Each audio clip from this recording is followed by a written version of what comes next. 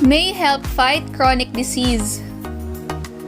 Ang free radicals ay mga hindi stable na molecules na nagdudulot ng pagkasira ng cells na nauuwi sa pamamaga at pagkakasakit. Ang isang paraan upang talunin ito ay ang pagkain ng mga pagkaing mayaman sa antioxidant tulad ng dragon fruit. Ang antioxidants ay nagtatrabaho sa pamamagitan ng pag-neutralize sa free radicals, kaya iniiwasan ang pagkasira ng cells at pamamaga.